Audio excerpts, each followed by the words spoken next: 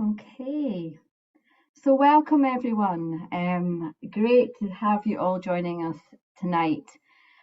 This is our 6th webinar of our Agroecology Enabling the Transition project, funded by the Scottish Government's Knowledge Transfer and Innovation Fund. So our webinar is called High Nature Value Farmland, and it poses the question, the key to a nature-rich future in Scotland. So I'm Kirsty Tate, the Sustainable Farming Lead for the Nature Friendly Farming Network in Scotland. I'm delighted to be hosting this very special webinar, which feels very timely in such a pivotal year for agriculture in Scotland. We've got a packed programme, so I'm going to start by saying a little bit about the project itself, an introduction to NFFN, and then I'll hand over to my colleague Phil Knott to do an introduction to the speakers, and we'll start the webinar from then. So Agroecology Enabling the Transition. It's a collaborative project between ourselves, NFFN, Nourish Scotland, Soil Association Scotland, Land Workers Alliance, Pasture for Life and Propagate. We're now in our 2nd year, and our aim is to support the transition to agroecological and regenerative practices in Scotland by supporting peer-to-peer learning and knowledge exchange. And this is where farmers, crofters, growers can come together to discuss, to ask questions and learn from each other. So this year we set up 6 local groups of farmers and crofters across Scotland, each with a different focus. So you can find out more about this project and watch our webinar and film series using the link, which I'll ask Deanna to post in the chat now.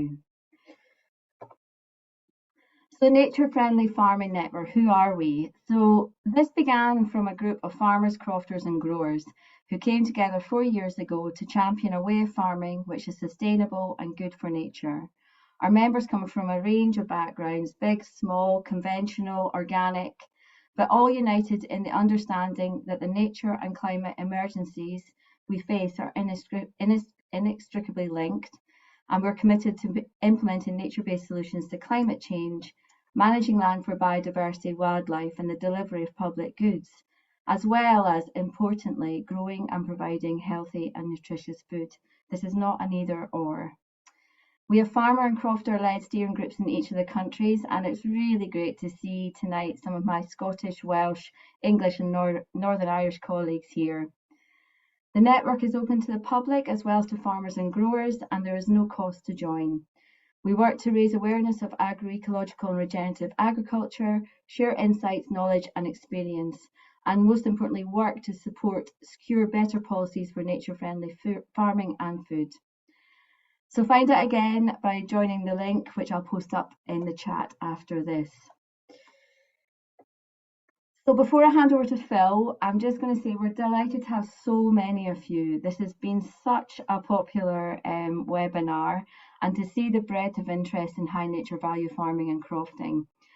We're really keen to make this webinar as interactive as possible, but due to the numbers, I'm going to have to ask you if you have questions or observations or suggestions to type them rather than allowing you to turn your camera on and doing this in person. So when we begin, can I ask you to use the Q&A function to pose questions directly for the speakers? During our Q&A break, we'll be drawing these questions and posing them to the speakers for yourselves. Any that we don't get through, we are going to collate and answer and email these out to you after the webinar. Use the chat function for chat. Introduce yourselves and where you're from. We've got people from all over, out with the UK as well. I think we've got some joining us from America, Germany and Australia. So do post up, introduce yourselves. And also post up your points for general discussion, observations, and do share your learning and insights here.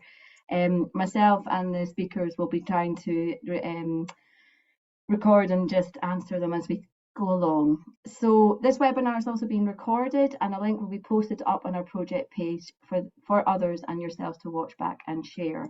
So I'm now going to hand over to our NFN Scotland Vice Chair Phil Knott, who will introduce the very special speakers we've got tonight, and Deanna, who is our coordinator of the project from Nourish Scotland. So I'm just going to stop sharing my screen and hand over to Phil.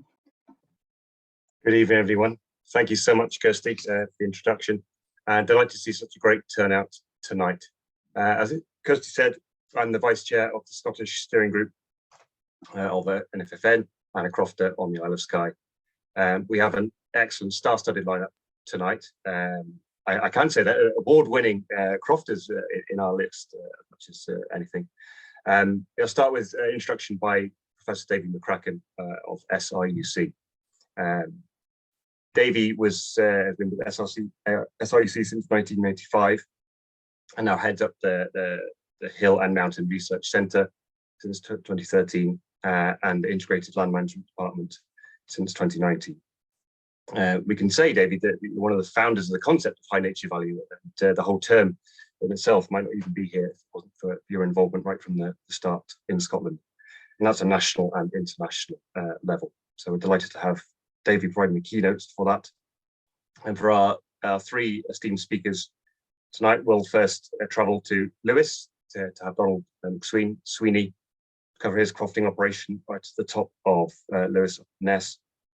Donald was a Young Crofter of the Year in 2018 and has a mix of operations across the Isles as now a councillor.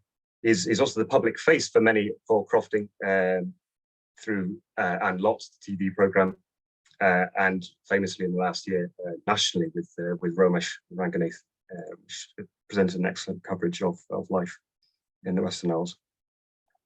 We'll then move down to Isla, and Ed Burrell will cover Cornebus Farm. So Ed's come into farming from a slightly different background, more of a conservation and research manager, particularly on wild waders and wildfowl, and can add a different perspective into that. Cornebus Farm sat in the lovely south part of Isla, just outside of Port Ellen. That's one of our event hosts for this last project we've been on. And Helen O'Keefe will be our last speaker. Helen's a crofter up in Elphin in Assynt.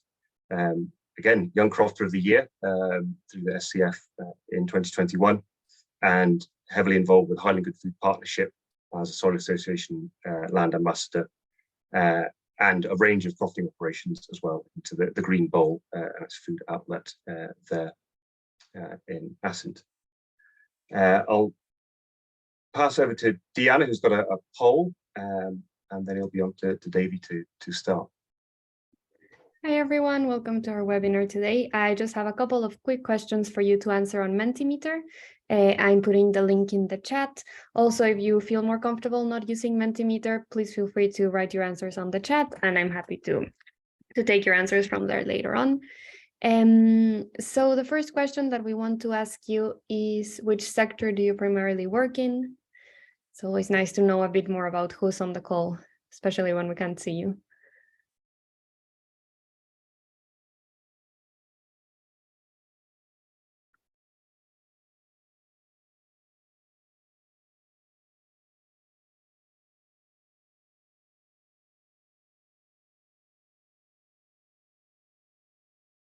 Amazing, thank you. So I'm going to pass on to the next slide, but if you haven't answered, don't worry, it'll still record your response.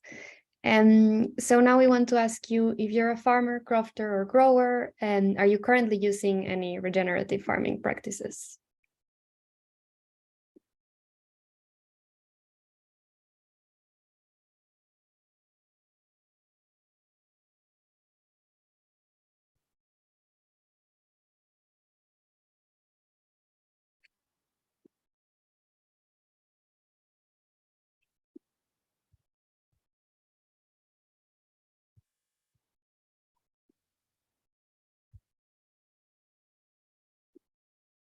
Refresh that, sometimes it takes time.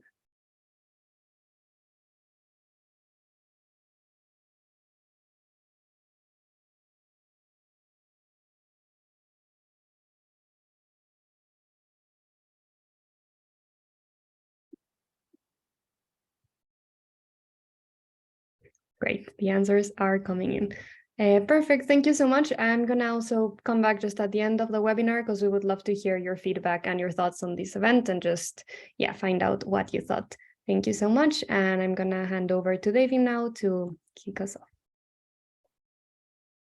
Thank you very much, Deanna and Phil, for that introduction. First of all, can I just make sure you can see my screen okay. Phil, can you put your hand up? Brilliant. And hopefully you're now, seeing it full screen. Excellent. Right, thank you very much. And thank you, Phil. I will say I was one of a number of people that were integral in developing the high nature value farming concept way back in the mid-1990s. There was a core of us in Europe, in the UK and elsewhere, both individuals and organisations and institutes. I've been asked, we can just get rid of that. I've been asked just to give a broader European context to what we're going to hear about this morning this evening from a Scottish perspective. It's been a long day, apologies. Normally I start off with this slide saying that if you're in the yellow part of Northern Europe in particular on this slide, you might be forgiven for thinking that there's no relationship between agriculture and biodiversity, or if there is a relationship between agriculture and biodiversity, it's an adverse relationship. Increasingly, I'm saying if you're anywhere in the UK, you seem to think there is an adverse link between biodiversity and agriculture. But that's just not true. The high nature value farming concept developed out of the recognition many decades ago that there's a lot of the semi-natural vegetation, mosaic landscapes that we put high nature conservation value on, that have been created by and need to be maintained by some form of agricultural land management practice. The slide here suggests that it's all potentially all livestock grazing systems, and it is for in large parts of Europe, but also there's parts of southern Europe and the Mediterranean. There's low intensity, high nature value arable systems as well.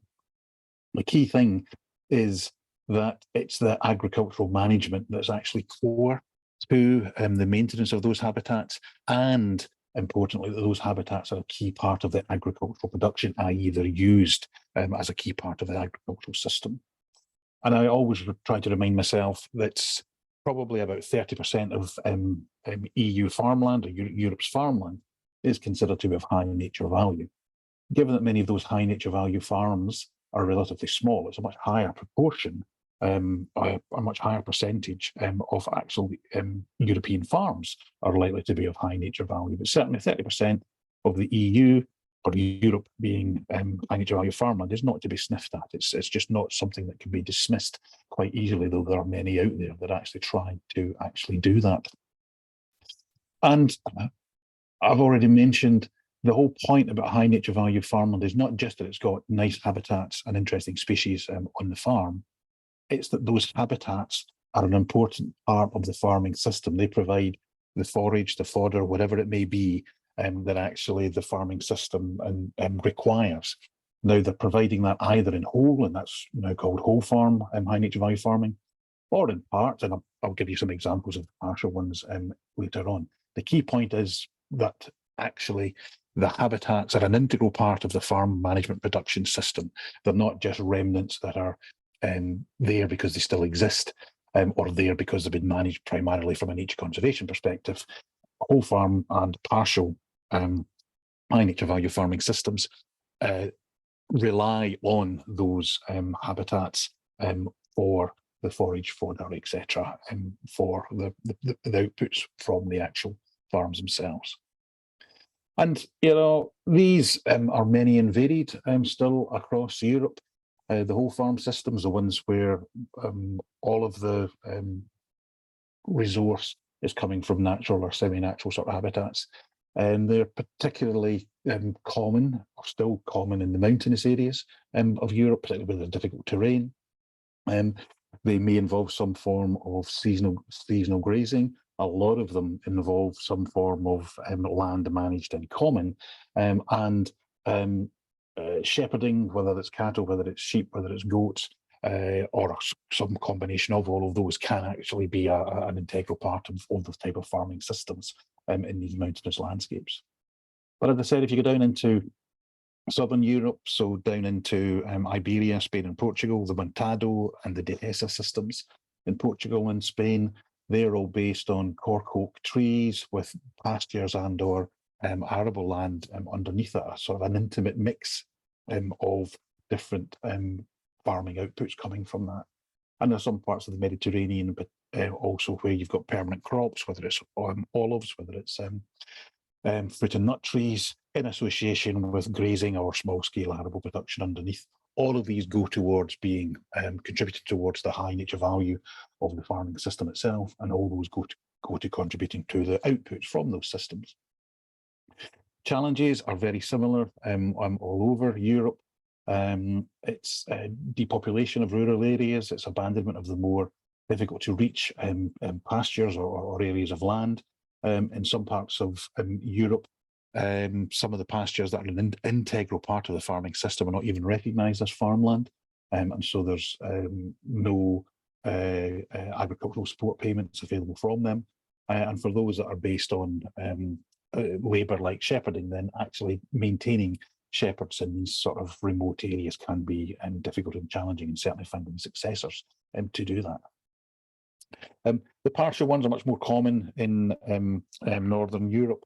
That's where there's a high amount of semi-natural or natural habitats being part of the sort of the farming system, but there may be some element of improved grassland in this case within the system, and that improved grassland might be an important part, integral to the farming system that keeps the farming system going. And I've had the question many times, being high nature value farmland or a farming system doesn't mean to say that all your part of your farm is of high nature conservation value. It's the proportion of it and how you're using those semi-natural and natural parts of the farm that are the key element to them. Now, these partial farming, high value farming systems suffer similar challenges.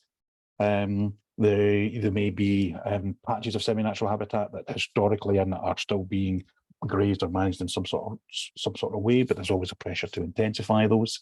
And certainly trying to actually add value to your product from a farming system that's a bit more mixed can be a bit more challenging. Nevertheless, there are unique products out there coming from high nature value farming systems. These are all examples from the Mediterranean areas where it's a bit more easier to actually get annual tree crops in terms of chestnuts or dairy systems from sheep or cattle that can be an annual product from the farm. But the other thing to bear in mind about all these high nature value farming systems and these high nature value farmlands, they all provide more than just biodiversity, and they all provide more than just agricultural products. There's a wide range of public goods, ecosystem services, call it what you may, that these systems are already producing.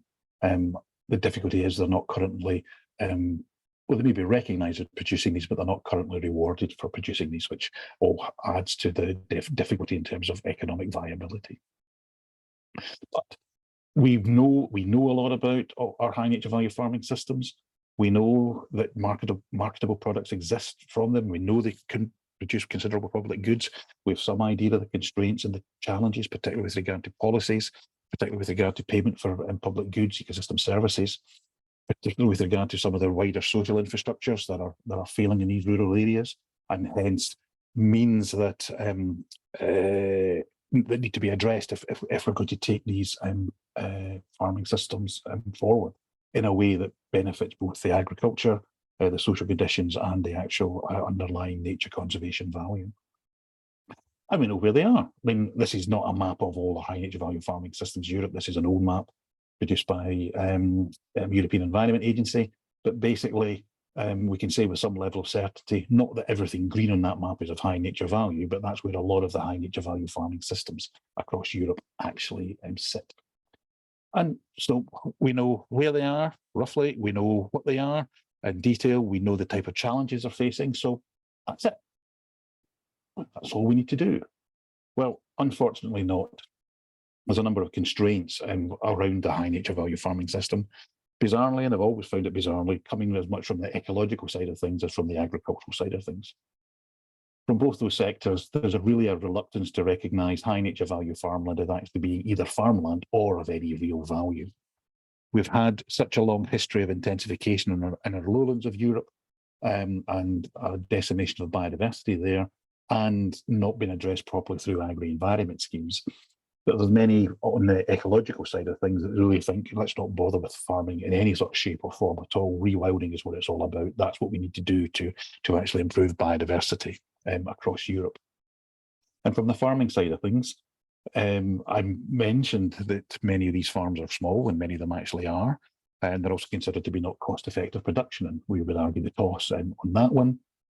Basically, there's a reluctance to move agricultural support payments, historic payment levels, away from the more intensified lowlands to where these HNV systems actually are.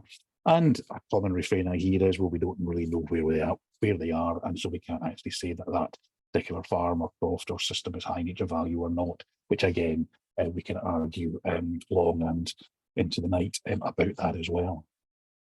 And the difficulty is, you know, if you're practicing high nature value farmland, business as usual is in the middle of this map, then many of them have already moved to be productive, more commercial farms to improve their economic viability, and that's stripped out the nature conservation value. Many of them are facing abandonment, and that still has biodiversity benefits, but it's different biodiversity than would be associated with the more open farmland habitats that these systems actually produce and the species they support. And a lot of what we've done today to just mess around with agri-environment, if we can get it into these systems at all. And, you know, we're really just creating them as sort of museum landscapes, or the danger of doing that. We need to find a way to maintain the characteristics of the farmland that's good for the conservation value and the wildlife, but allow these systems to be much more economically viable. And there's been a lot of people looking at these over the years. Primarily, we need to actually recognise that they're delivering more than just nature conservation value. There's other ecosystem services. We need the general public to actually value these systems as agricultural systems that are good for biodiversity. Some of these systems do need to change. We do need to see some more economic diversification within them. And just as importantly, we need to have wider policies that are addressing the sort of the issues facing these systems in the rural areas. But it all comes down to empowering HNV farmers and rural communities, and it also comes down to fostering technological innovation in HNV farming systems. Innovation and technology is just as important, if not more important, in these farming systems than it is on an arable farm or on a dairy farm. And many projects, as the HNV Link project, whose slides I've been using throughout there, they've highlighted that it's these four sort of sectors all need addressing if we're going to properly help HNV farming systems wherever we are in Europe. Simply addressing regulation and policy won't necessarily be enough if we don't address social and institutional constraints, for example, or products and markets. And I appreciate, and it's good that your agroecology project is funded from Scottish Government's Knowledge Transfer and Innovation Fund. It's good that that fund exists, but I just want to end, and I am ending, Kirsty, to highlight the fact that other countries in Europe have used funds to actually stimulate much more farmer-led from the ground up, and thinking about what challenges and opportunities there are to actually support different types of farming systems.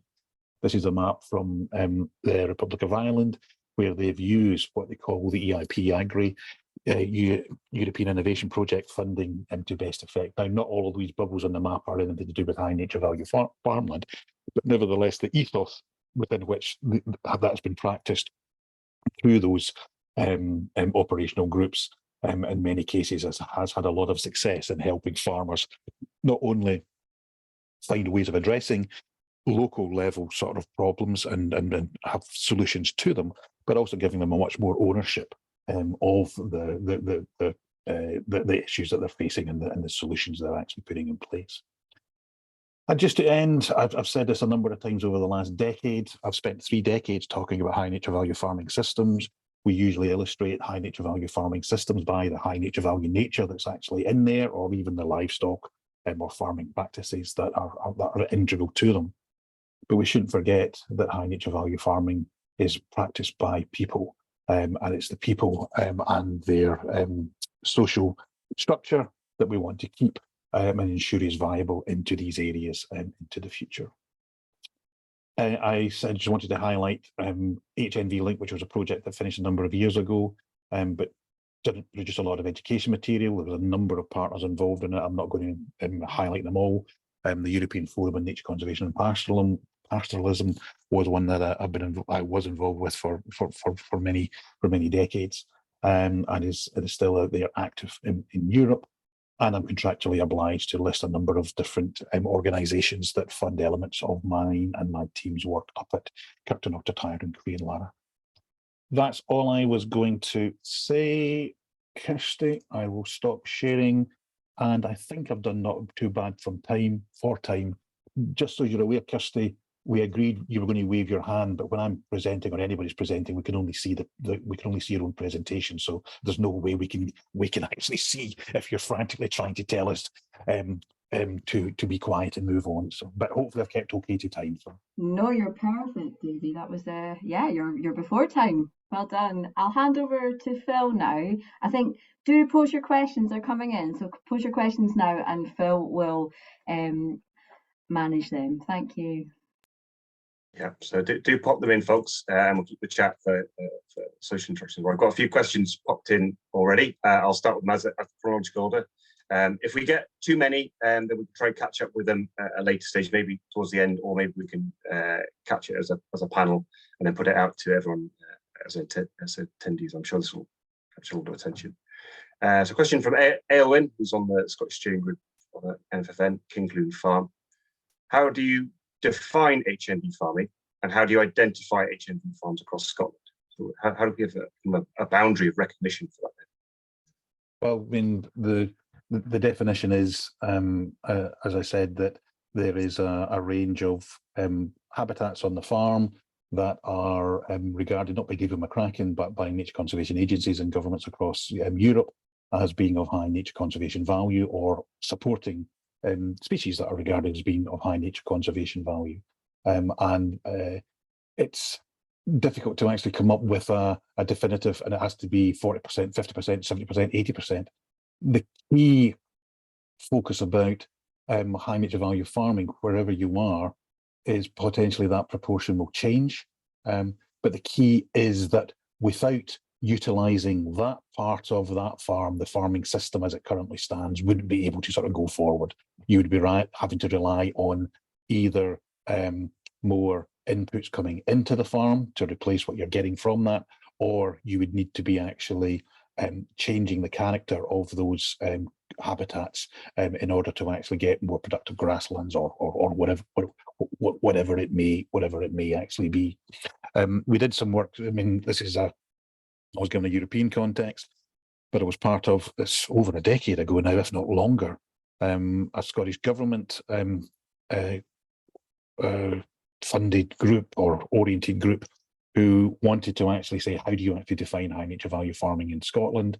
And we used suggested a rough rule of thumb that said, well, if you've got 70% or more of rough grazing on your farm, then that in itself is likely to constrain what you could do in terms of how you're actually managing it. Not that all that rough grazing is necessarily going to be of high conservation value, but it was a combination of proportion of rough grazing at that level and I can't remember off the top of my head, a lowish overall stocking density that would produce the conditions that if you had those type of habitats on your farm and you were managing them in that sort of relatively low intensity way, then there's a good chance that those habitats would have plants, insects, birds, beasties of interest and high nature conservation value on them. And so I think you might even have used it in the publicity for this event, something along the lines of 42% of Scottish farmland is considered to be of high nature value, and that's drawing things from agricultural statistics. What I did say when we produced that report back in 2011 or 2012, I did suggest that Scottish Government should go out and actually ground truth that and go out to some of the farms that I was suggesting on the basis of the agricultural statistics or crofts that they had a higher likelihood of being high nature value farming, and vice versa. There could be a high nature value farm, there probably is a high nature value farm in the midst of Ayrshire, where otherwise we would say no, that's a very low likelihood of it occurring. That ground truthing was never taken up, never went forward, unfortunately. But hopefully that goes some way to helping answer in the question that was set. Thank you, Davy. Next question I got from Miranda, Scottish Crofting Federation. With issues around identification or verification and a great variety of systems of HNB management within areas, can the HNB designation itself be enough to better target support payments going forward? I don't see any reason why not. You know, you can. It depends how complicated you want to actually get it. So, you know, we seem to have a situation in Scotland historically where we want to actually have everything sort of defined to the nth degree. So it's what is actually happening on a farm, and even parts of the farm you want the Scottish Government want information on.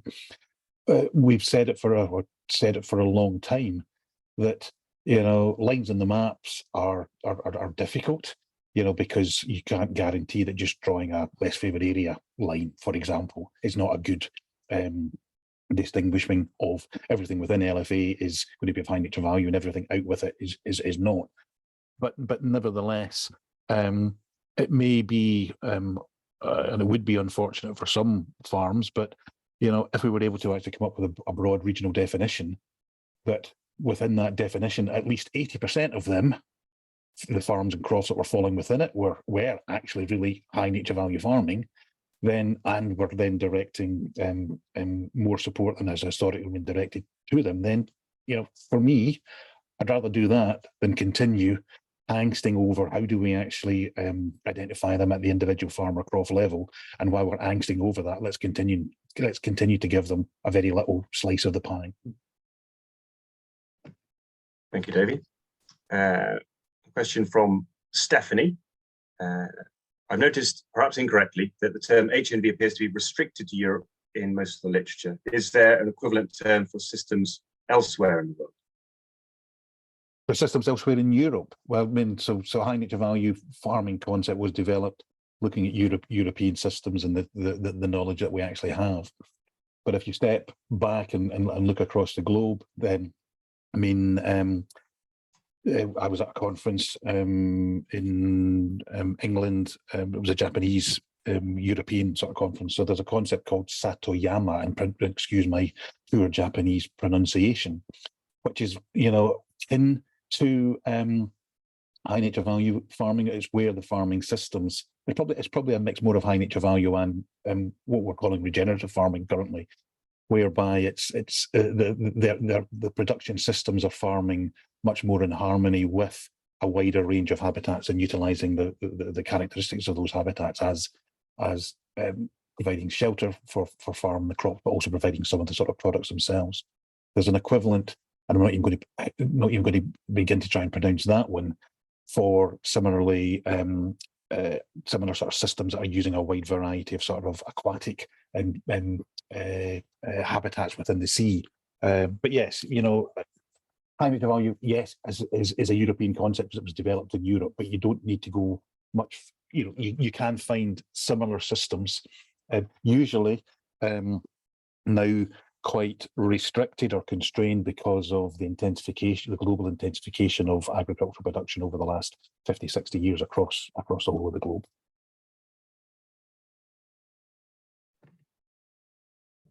Thank you, Davy. Question from Bella.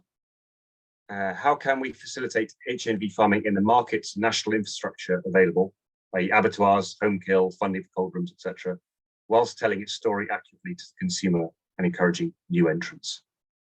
So that is a big, well, there's a lot of questions in there, and a lot of them are big questions.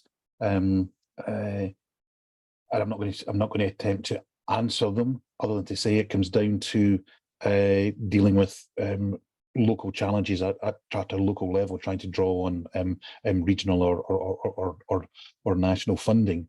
I highlighted that some of the products that individual farmers in the Mediterranean, the reason that they can develop these sort of unique products associated with these high nature value farming systems is that they're taking an annual crop like chestnuts, or they're actually taking, you know, the milk from their sheep, goats, or dairy animals, and turning that into something that they can manufacture wherever they are, and we're practicing that system and take it somewhere to actually actually sell. and try to sell it at a premium based on where it's come from, etc., etc.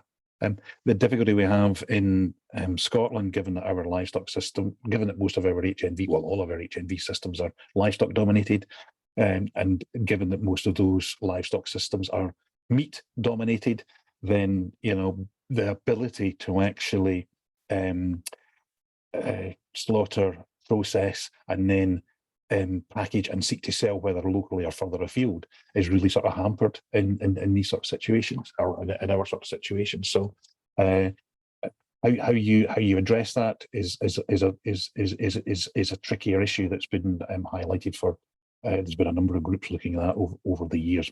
Mobile abattoirs are used somewhere in Europe, but there's pros, there's cons as well as pros with trying to actually keep a mobile abattoir working.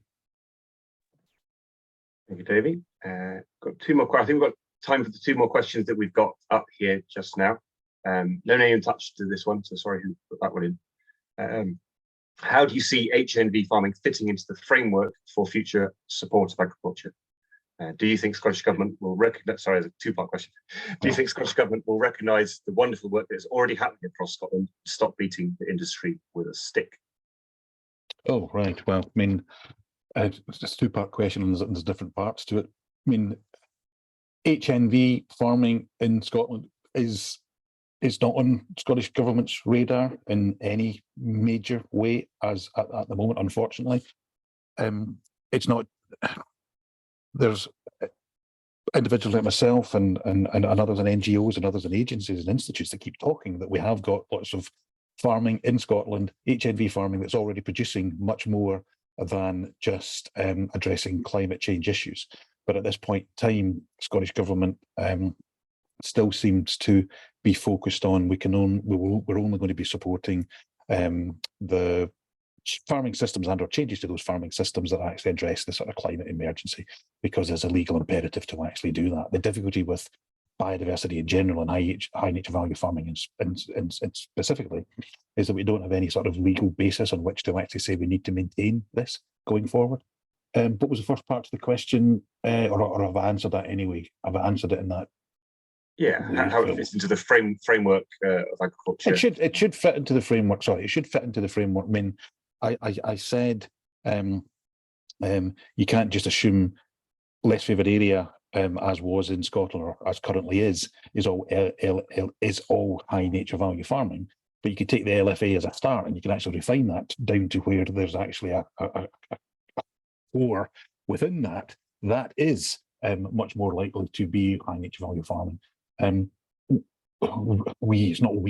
I do not sit on ARIOB, the Agricultural Reform Implementation Oversight Board, and unfortunately it's been around so long I've now managed to actually get it off pat and without stammering. But I do sit on an academic advisory panel.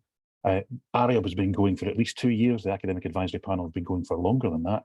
It's only in the last, literally the last 2 months, that some members of ARIOB have been asking what's going to happen with LFA going forward, because it's never been on the discussions.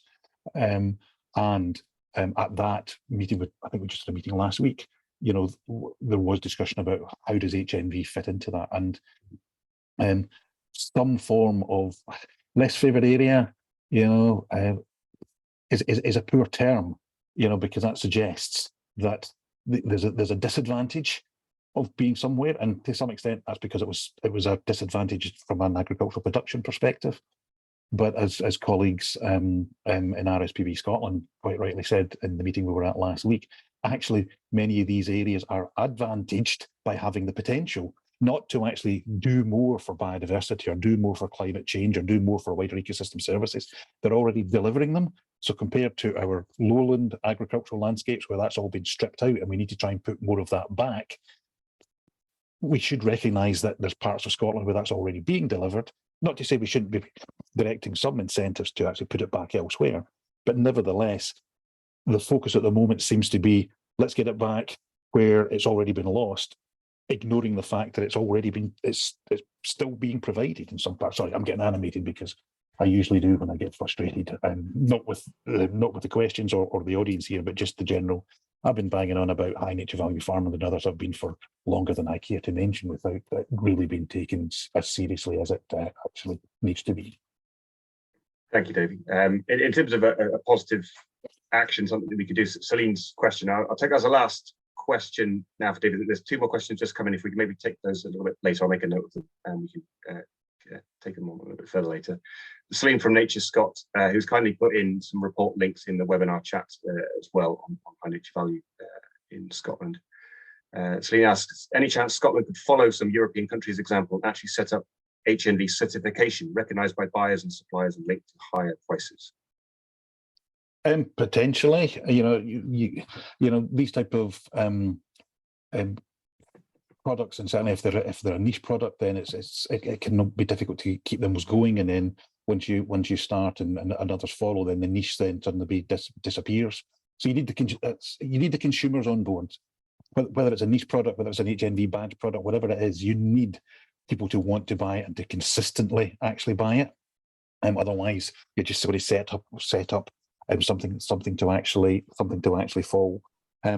What I think is needed is we need more than just an old farm like me banging on about high nature value farming, and who could be potentially easily dismissed as, well, that's what he always bangs on about, sort of thing.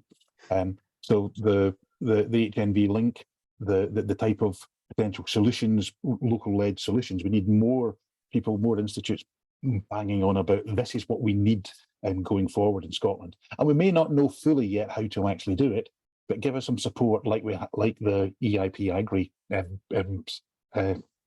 groups, some of those had in the Republic of Ireland, and let's see if we can actually find a way to actually make things fit properly for Scotland.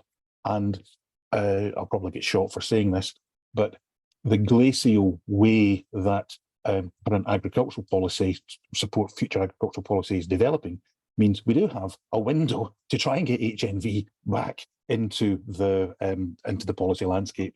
If it had all been done and dusted as it was supposed to be 18 months ago or even more, then HNV would have lost out yet again. But it's going so slowly. Let's see if we can get HNV back in there.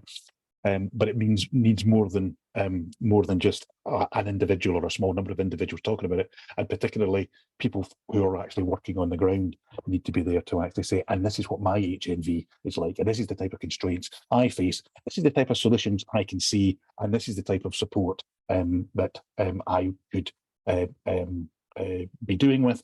And if I had that sort of support, this is how I then move myself from this plane to that plane. Anyway, I've now gone over time in answering the questions, so apologies for that. That was fantastic. Apologise, please. Fantastic, Davy, and a real call to action at the end there, I think, which all of us, we're not just farmers and crofters on this webinar, there's a lot of organisations involved as well that are obviously feel very strongly about high nature value farming and its worth. So I think, let's just see this as a start. This is a start. I know it's been going a long time, but we have a window. We have a window while our legislation is moving at such slow speed. So there's a real opportunity here, and I think all the partners in our project are keen to move this forward. So I'm going to hand over to Donald McSween now to present and tell us a little bit about what he does up in Lewis. Okay, Fisker Ma. I hope your weather is better than we've got here. I am just going to share my screen after when we did our wee run through earlier. I hadn't done a PowerPoint, but while I've been waiting and listening to Davy, I promised Davy that I've been listening, I've put my PowerPoint together. So I'm just waffling as I do this. And is that working? Gone full screen for you? Somebody give me a thumbs up. Yeah. Thumbs down. That's you. Yeah, that's great. Yeah. Cool. Okay then. Right, so my name's Donald McSween. I am a crofter in Ness, the north end of the Isle of Lewis. I trade as Either Lot, which is Ness Gaelic for on the croft. And this is my logo done by one of my mates up the road, lives in the same village, and usually people don't notice the dog. So hopefully you'll be able to notice the dog on the logo this time.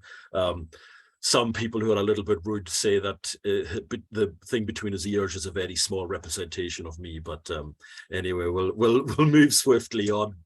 So I'm mainly going to be talking to you about cattle.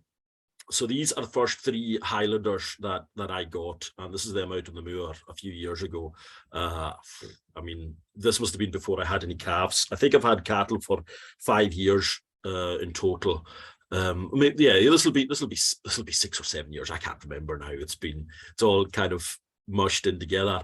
But since I've got them, the only thing that I've thought is I wish I'd got them a long time ago, because I've loved it. This is this red area here. So this is North Lewis, and you can see right up at the top there's some villages there. That's where I live, right up there. That red area there is our common, well, it's basically the area that my cattle can roam in. There's no fences between me and Stornoway down the very bottom there, and that's about 20 miles as the crow flies. So they've got a massive area that they can range in, and it's all under crofting tenure. It's different common grazings, but there's nothing to stop them going everywhere. This is some of the grazing that's available.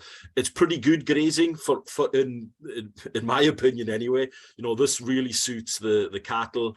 You can see there's a fence in the background there. That's somebody's apportionment out on the moor. But the cattle in the summer, they do really well in this area, and that's them. Summer of 2020, I think, going out into the glen behind the village here. I just leave them out there, go check them a couple of times a week. They do well. It works really well.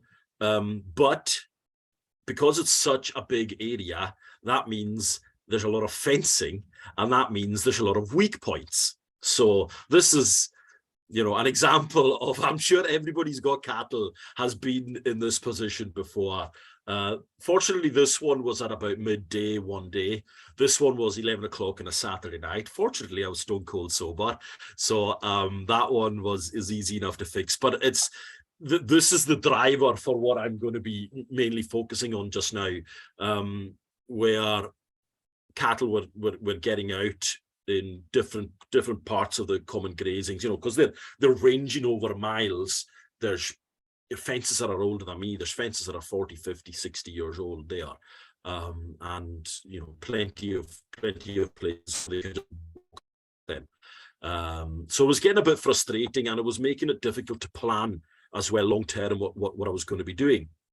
So this is from last year. You can see the collar around that heifer's neck. That is the no fence kind of GPS cattle collar, and I got one of them using a CAGS grant, the Crofting Agricultural Grant Scheme grant, in October 21.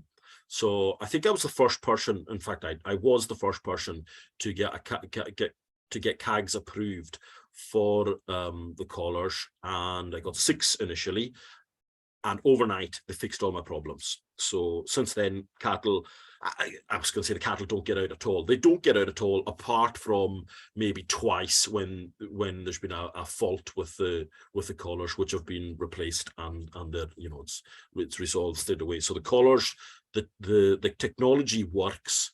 And it's made a big difference to me, because, well, this here where that cow's grazing right now, that is on somebody's croft. You can see there's kind of rank grass there, hadn't been grazed in a long time. Behind the cattle there is Loch Giapavat, which is a local nature reserve, and it's, you know, it's a very important stop off for migratory birds. There's, you know, all kinds of birds there. Particularly at this time of year. So really important bit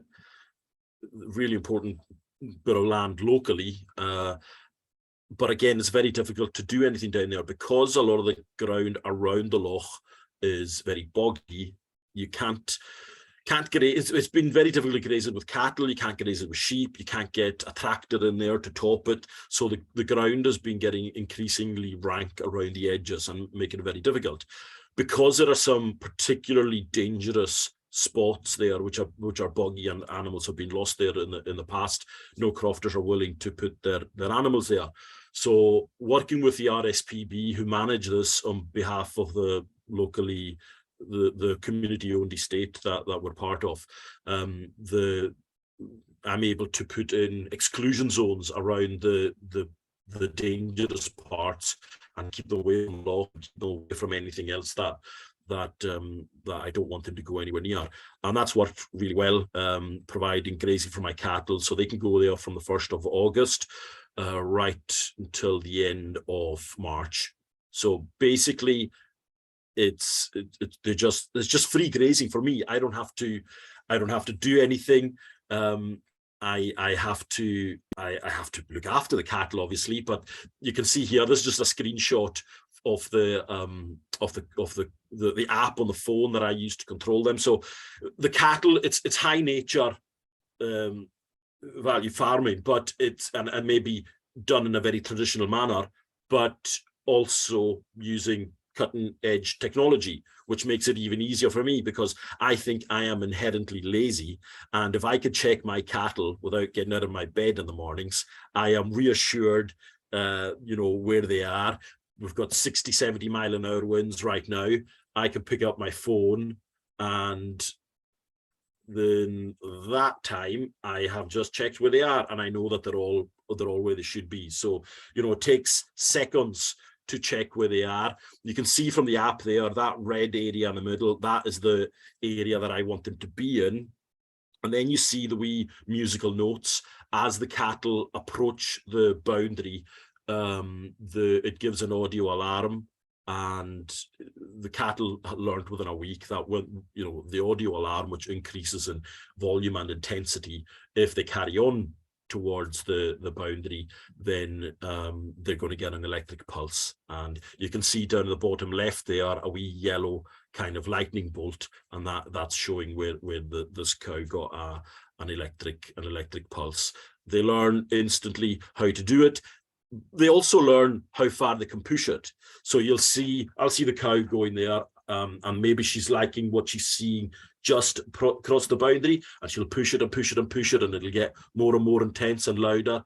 Just before the pulse is going to be activated, she'll back off, it resets, and she does it again. So they are smart. They know how to work the system. I think as crofters, we know how to work the system as well. So that works really well. And this is another thing that I really like on the app. It's kind of a heat map that shows where the cattle have spent a lot of their time. So I think what that one was is that's where I usually leave the lick buckets. So where it's red there is where they spend most of their time. And yeah, they kind of they congregate around there, but they do roam all over the place, and it has it's made a big difference to me. I can't remember what I'm trying to remember what the slides were, and this is just showing the imaginative names that I've got for my cows. I don't name anything that I might eat one day. Lockdown cow's the only one that's a wee bit different. She was born on the 23rd of March 2020. So if anybody remembers what happened that day, that's when we went into lockdown. Duncan Black Cows, I bought her from Duncan. And that brings me to kind of like the main selling point for me. It's high nature farming or high nature crofting. But that's not why I got into it. I got into it for logistical reasons, because it's made my life easier. When I'm away, I was on holiday. I had my first holiday abroad in about 8 years in October. I knew the cows weren't getting out. There was nothing to concern me. I could check them every day from Mallorca. It was easy. Really reassuring, whereas other times I'm having to maybe speak to my mates. Are you available if the cows get out? Are you available to go and put them back in just in case? So that kind of it's provided a lot of reassurance that way. But like I say, getting into high nature farming via the back door, and I think one of the other questions is it's about education. I saw a comment of that it's about education. I mean, I'm an educated person. I know all the theory behind it, but it would have been very difficult to sell it to me. But now that I can see how it's worked for me, I can sell that to other people. And the way that I can sell it to other people is the finances. Okay, the collars cost £239 each, I think.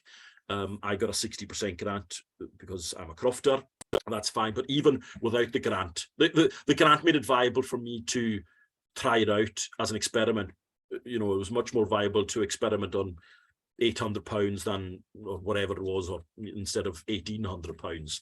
So that made it viable for me. But even without the grant, I would go and get more of these collars, because I've been working with the RSPB now for the last 2 winters.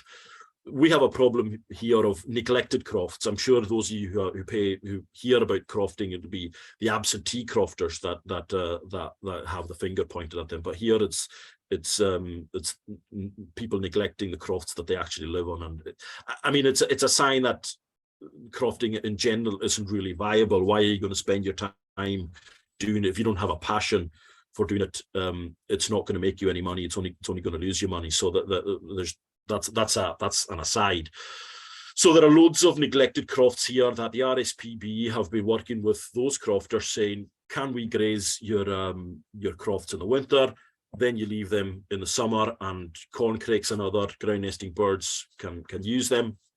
That's worked really well. So it works for that crofter who doesn't have to do anything. It works for me because I have access to all this free deferred grazing all winter, and it works for the RSPB because it's helping corncrakes and it's helping other ground nesting birds.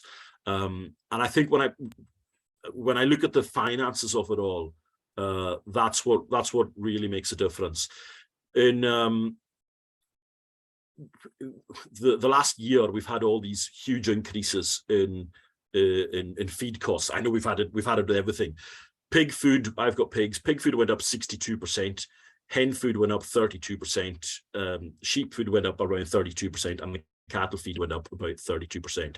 So while pigs, sheep, and hens concerned me, don't care what the cattle feed does. It can treble, it can quadruple. It makes no difference to me.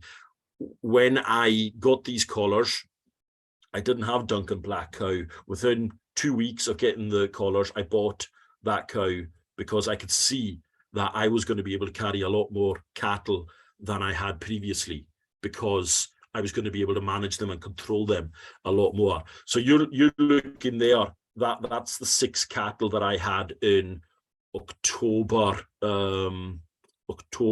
21. Today I've got 14 head of cattle because, well, they've reproduced, which is what they're here for.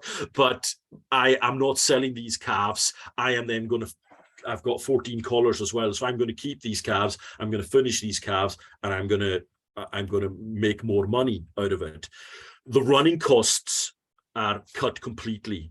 There's a subscription to pay for the collars, but the beef suckler scheme, you know, that you get 100 odd pounds per calf in Scotland, that more than pays for the subscription costs for the year. So from that point of view, kind of that covers that element of it. My feed bill has gone from, well, in 2020 it was about £1,500 for the 6 cows, or for the 5 cows that I was. Today, this winter so far, with almost 2.5 times as the cattle, it's £600, and that's mainly on mineral licks and a few bags of feed to keep them sweet. But I was working out I'd probably be spending 4,000 or 5,000 on silage and feed if it wasn't for the fact that I had these collars and access to the deferred grazing. So for me to make back that, and that's money that you spend almost without thinking. You're going to be wintering your animals, you're going to be looking after them, and you're going to be doing that. It's not always a business decision, it's a welfare decision. That I don't have to make these decisions anymore. So it's made a huge difference, and that means that come slaughter time, when I finish these calves that I've got just now, and when I'm going to move them on, it should be it should be nearly all profit. So this is just my summing up. Yeah, making use of. Sounds great. That's it. There's quite a few questions coming in, Donald. So what I'm going to suggest we do. You suggest I shut up then? Politely. No, we don't want you to shut up. There's questions coming. So what I'm going to suggest we do is maybe let Ed come in and present now. And what we'll do is we'll collate the questions and we'll work through them after the presentations. There's quite a few detailed ones about callers that I think we can work through, or do after, interview you afterwards and get the. I'll answer them in the chat maybe while. That sounds great. Yeah. Okay. So yeah, Ed, do you want to come on and share your screen and tell us a bit about what you do in IRA? Yep. This one. Here we go. Can you see that? Is that up and running? That's brilliant. Yes. Good stuff. So I'm afraid this is going to be a bit of a poor man's version of quite a lot of what Davy's spoken about, partly because we're quite new to this. So Samara, my fiance, and I have been managing Cornibus, which is her family farm on the Isle of Islay, for the last couple of years. We've been here for 5 years now in total. But a lot of this stuff I've been thinking about for 2 or 3 years, and obviously people like Davy have been spending a lot more time on that. So I'll get my disclaimer and my caveat in early doors. But this is Cornibus. It's there we go. So we're based on the southern end of Islay. We've got about 40 hectares of sort of rotational croppable grass, and we take silage cuts off most of that each year. We've also got about 180 hectares of permanent pasture of the sort of varying levels of improvedness, which is obviously where most of our grazing takes place. If you want a sort of overall synopsis of it, you probably need to sort of have in your mind that it's a very wet place and a pretty acidic place. So a lot of it's pretty poor quality from a sort of traditional, conventional agricultural point of view. We've got a herd of about 60 suckler cows, and we're mostly producing Limousin cross store calves for the store market.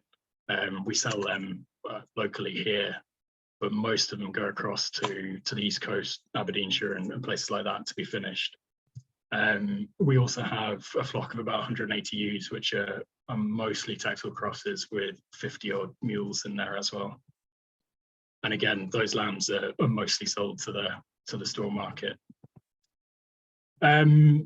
Wanted to sort of give a quick sort of overview of the direction of travel we're on. We're trying to reduce our inputs, and we've kind of been pushed that way a bit by the economics of this kind of farming, I suppose, but also pulled that way by the potential benefits of the end game in that point. So we've started this last summer doing a fair bit of mob or regenerative grazing of our livestock. We've put in a couple of herbal A's and some legume-rich silage mixes to try and reduce our reliance on nitrogen inputs in particular. And sort of allied to that, we're trying to make better use of the manures that we're producing from the livestock as well, particularly through in-wintering the cows in particular. And we're hoping to sort of gradually outwinter more animals for longer to reduce our costs essentially. So that's kind of necessitated a bit of a change in our stock type. So we've got a few more native cross cows now than we would have done, say 5 years ago. And then this is me properly doing a poor man's version of Davy stuff. But what does high nature value farming mean to me? Like, to me, producing the food's the important bit. That's the farming part of it, as opposed to nature reserve. And I've kind of said there's a general sort of stewardship of that environment, for want of a better word. I'm not sure I particularly like stewardship as a word, and you get those kind of associated benefits of your public goods. So as Davy's slide mentioned, carbon capture and sequestration, or soil health, those kind of things that we've heard about. But I think it also offers an opportunity to be a bit more explicit and targeted in what we try and do. You know, in particular reference to biodiversity or environmental you know, enhancement, I suppose. We're quite lucky here in that we have a number of species on the farm that are of particular conservation interest, at local, sort of national and international levels. So we've got marsh artillery butterflies, we've got Irish lady-tressed orchids.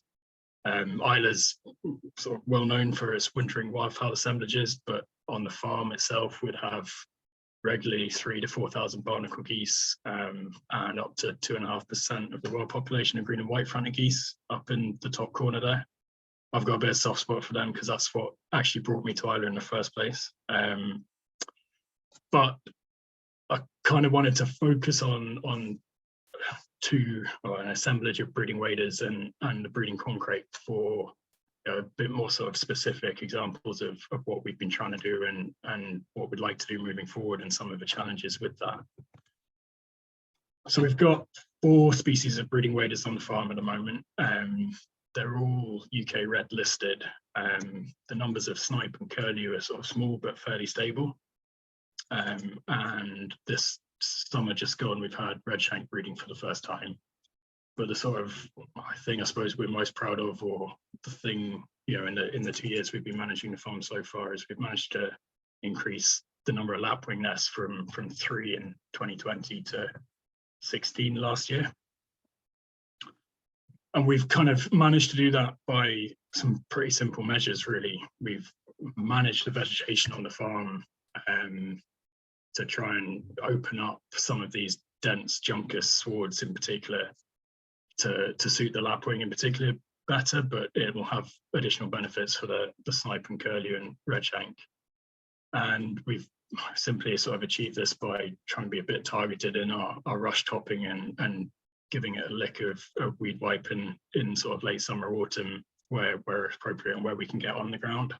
We're very wet in places, so, you know, by no means every year can we manage that. So you have to be a bit opportunistic about that. We've also tried to sort of tweak our grazing regime to help, I suppose, promote insect food at the right times of the year, but also sort of manage some of the vulnerabilities associated with ground nesting birds at other times. But that's been far from perfect, and we're really constrained by some other factors. Notably in April, we're really short of grass, and so you're generally scratching around looking for grass, and often it'll be in the field that the lapwing are nesting. And so, you know, we have to be pragmatic about that. And just to say at the bottom that we're not in any agri-environment schemes at the moment. So it's just sort of off our own bat, but it works for us too, because by opening up these swards, we're increasing the grazing potential of these areas as well for the livestock.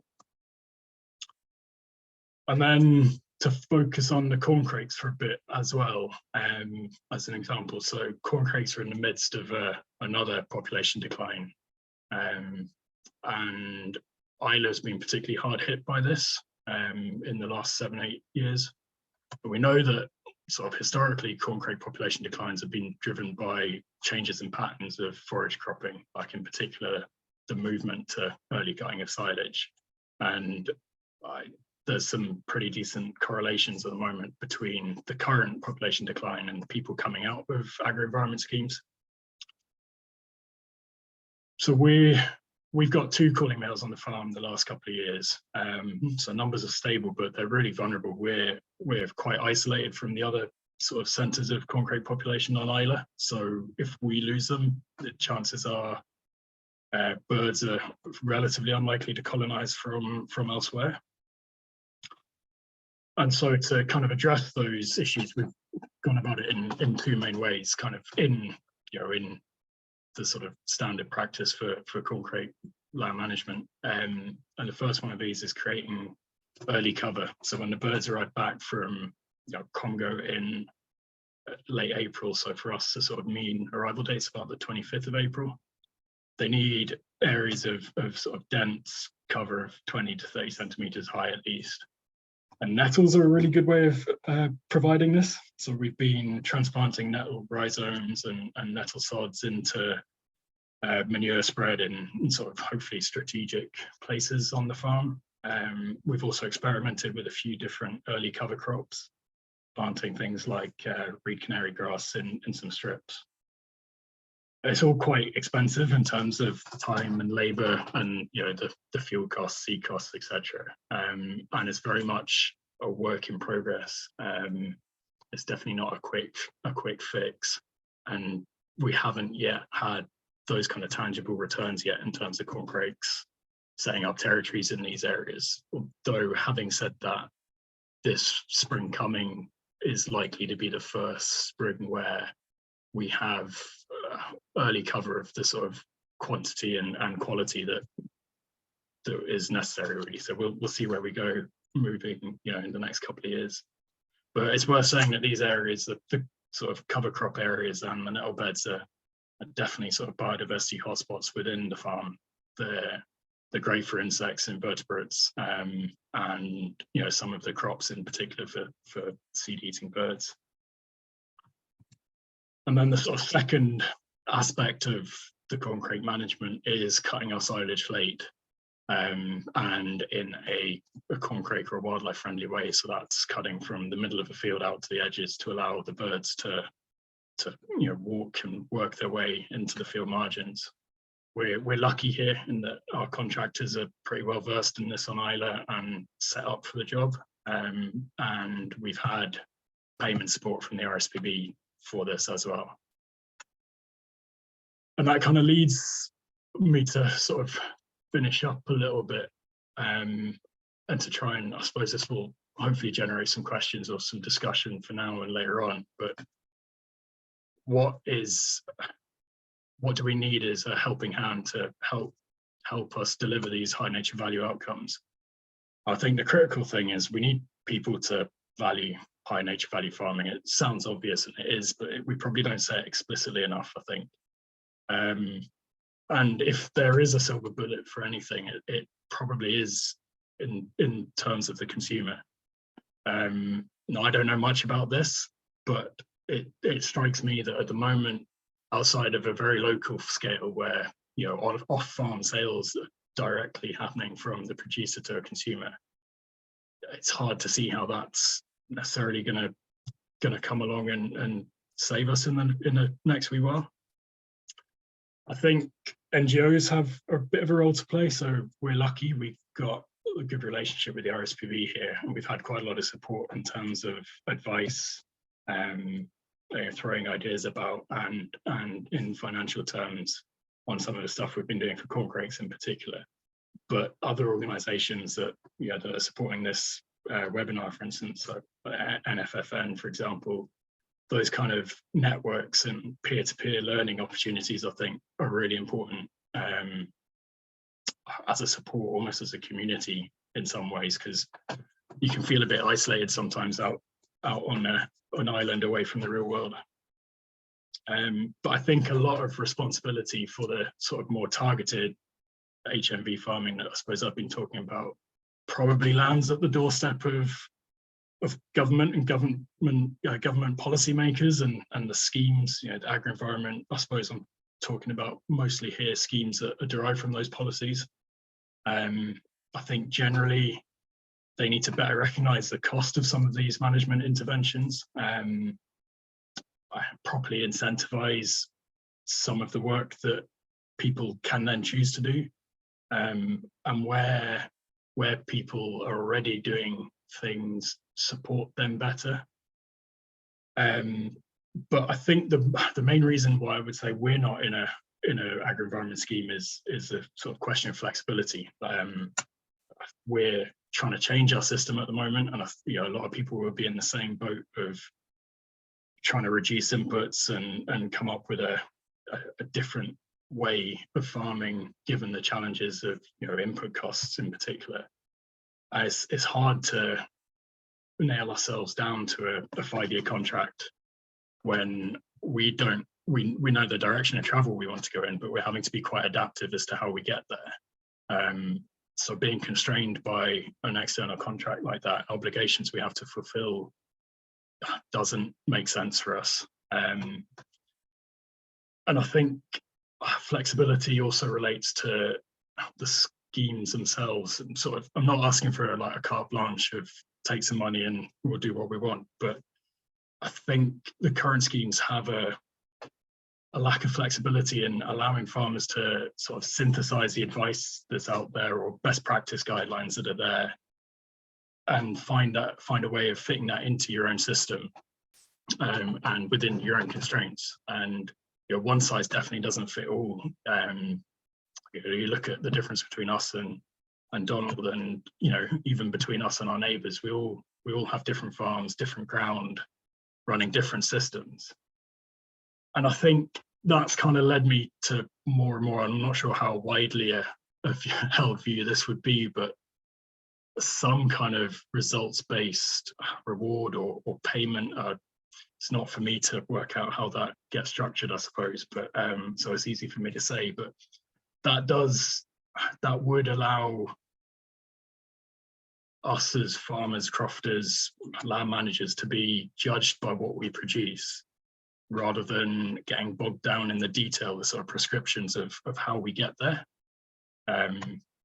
So I'll maybe leave it at that, because I'm sure that will generate some comment and different points of view. But yeah, just to say thanks. And I don't know if there are any policymakers out there watching this, but if you are, I suppose the take-home message would be like there's a lot of people doing really good stuff out there and keen to do more, and the best gift you could give us would be to enable us to deliver a bit more HNV in whatever way that fits our system.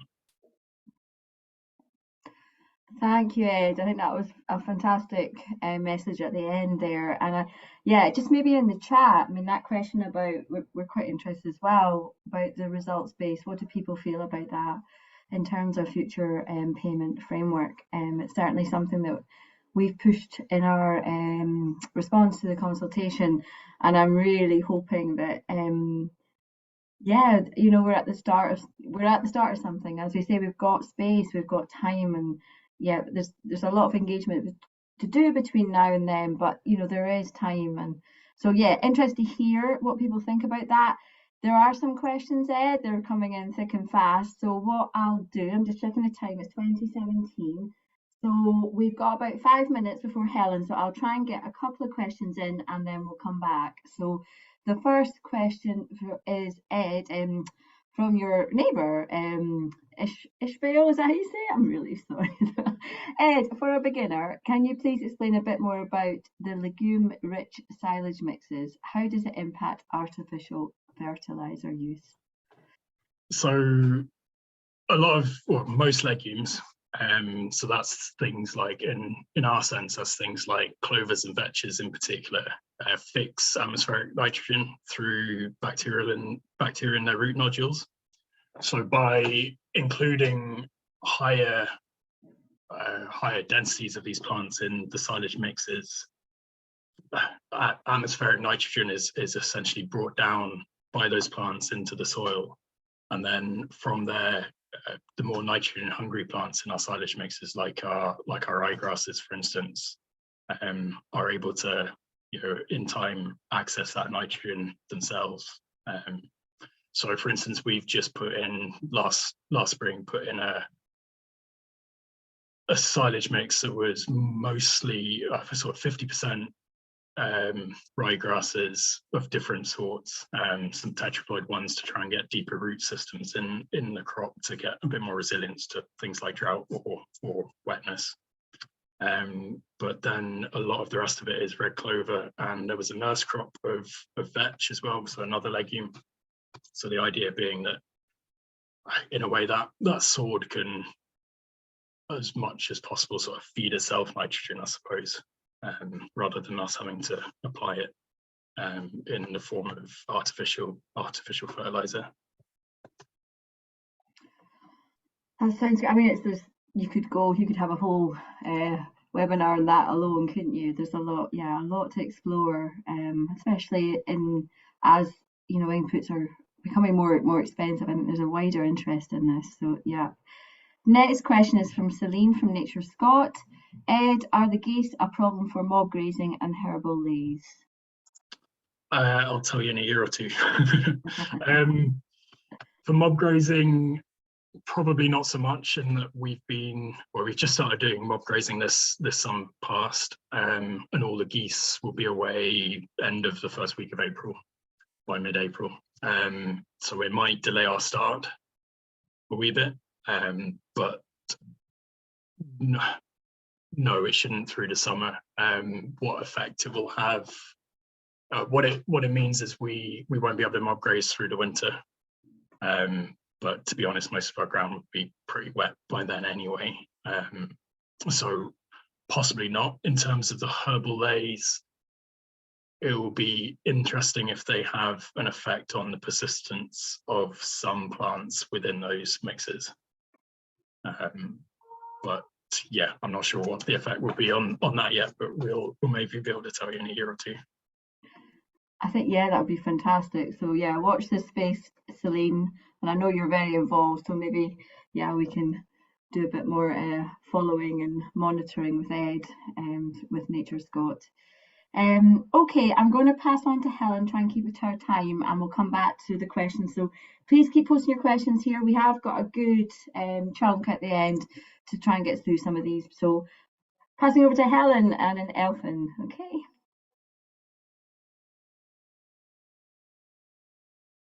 Right, so just, you can see that, trust, brilliant. So, so my name's Helen, obviously I'm a crofter in Elfin. I've got 3 hectares, just under that, of in-by ground, so the ground that I can use myself, and then I've got shares in about 1,500 hectares of common grazing hill ground. And like Sweeney's common grazings, it's mostly unfenced, and there's no fences or anything at the end of ours. It's a mixture of species-rich limestone grassland, and also we've got peatland and moorland, a little bit of wetlandy stuff, and there's an ancient woodland out there as well. So I just need to get this to move on. So I've got 100 and something sheep, got chickens, I've planted a bunch of native trees on the crofts, planted a small orchard, I've got a vegetable garden, a polytunnel. Pretty much everything I do, I sell direct. So I'm selling mutton from the sheep, plus wool as raw fleece and as yarn, sheepskins, eggs, veg, soft fruit, and hopefully tree fruit very soon. I also started cutting hay just recently, and we eat the chickens ourselves as meat. So everything I do is sort of on a low input, low productivity basis. So I'm trying to get absolutely as much as I can out of everything I do, because it's all sort of so low productivity. So I've got Shetland sheep, partly because they're tough and hardy. They can live out on the moor pretty well. They're really easy lambing, but also because the wool is so good. So Shetlands have sort of some of the finest and softest wool of any British breed, and also the finest and softest wool you'll ever get on anything that will survive up here. The meat is also particularly good, and it lasts, so it ages well. So I mean, we've eaten 6-year-old sheep, and there's very little difference between that and a lamb or a hogget, except that it's actually got just a bit more flavor. So still tender, not too fatty. The chickens I have are Scots Greys. The intention is that they're dual purpose, so they'll have eggs, and you can eat, you know, they get to a decent eating size. We can't sell the meat because we don't have proper processing facilities, but at the moment, hopefully in the future, but at the moment we just eat them ourselves. And just some pictures of the vegetable garden and polytunnel there, still kind of in development. I'm trying to run this as a real business. So we're trying to basically make a living from food production and from the croft, but trying to do that while farming with nature. So a lot of the things I do is because I think farming for the nature is going to be better for my farming system. Will help make me more productive. So I've got the trees, they're going to provide shelter from the rain, from the wind, from the sun, for the livestock, but also from things like seagulls for the lambing period. They're also providing a lot of wind protection for things like the orchard. They should improve the soil health. They should help me get more grass earlier in the season. Things like that. Again, more nature, healthier soils, better insect biodiversity is hopefully going to help pollination of my fruit and vegetables, and maybe also try and help with beneficial insects, so I'm not getting as many things eating my crops. the other reason I farm for nature is actually just that I really, really love the nature. I love the diversity, the complexity, you know, the way the whole system fits together.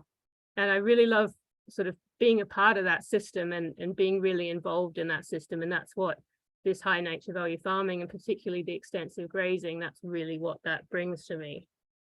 So you could look at that and like, why am I wasting so much time trying to do horticulture and fruit and veg when I could just get some sheep and cows and graze them on the hill? But the fact is that I really, really love food as well. Now, I've been quite disappointed with the quality of food we can get in supermarkets here.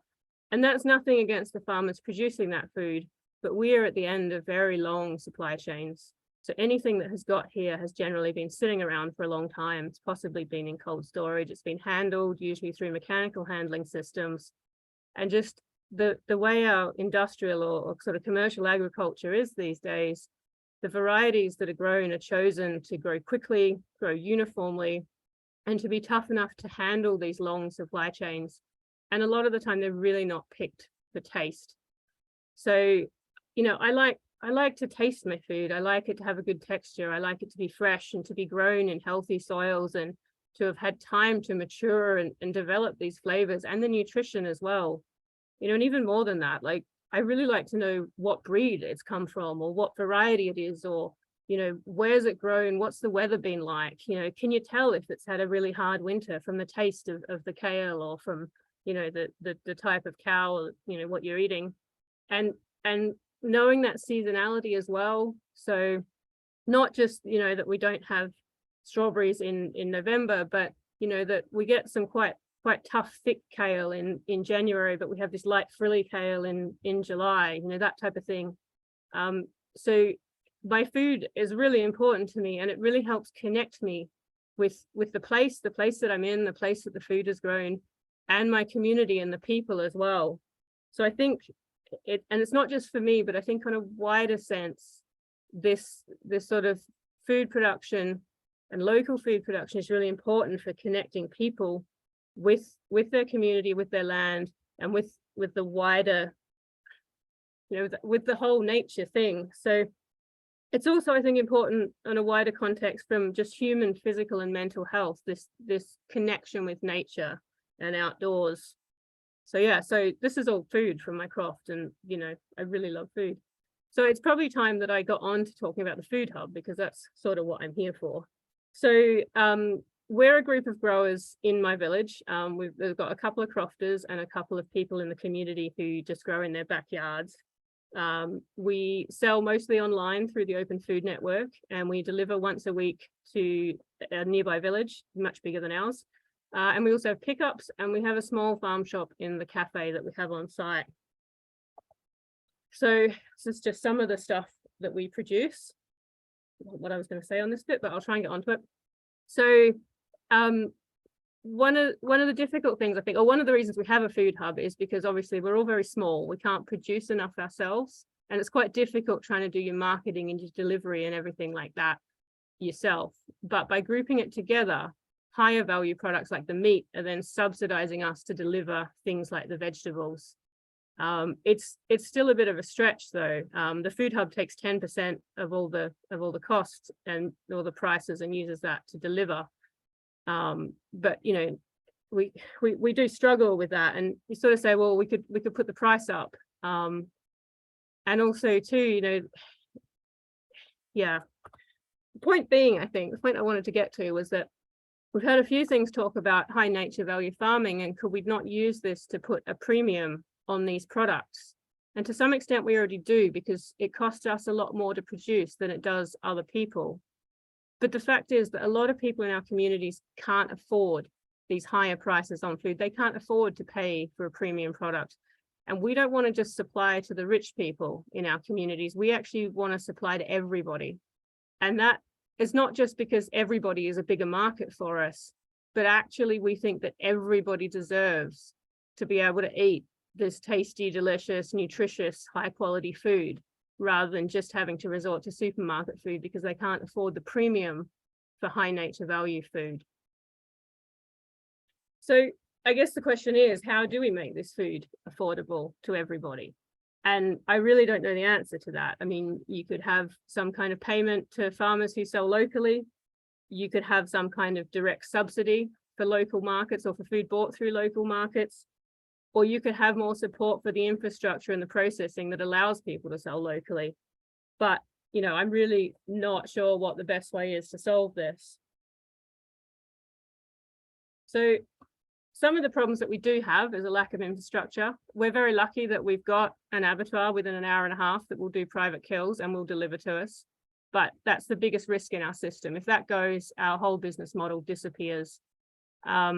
We've also, as well as the abattoir being a risk, we struggled to find butchers for a long time. So we've actually had to start butchering for ourselves. And we've had, or my neighbor Tess has invested in her own butchery unit.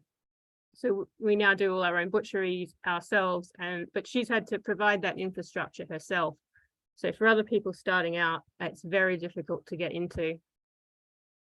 The other big challenge that we face is that it's really hard growing food up here, particularly veg and fruit, but even the livestock. You know, there's a lot of knowledge that's been lost, things like, you know, how to grow hay. No one's grown hay in this village for 40 years.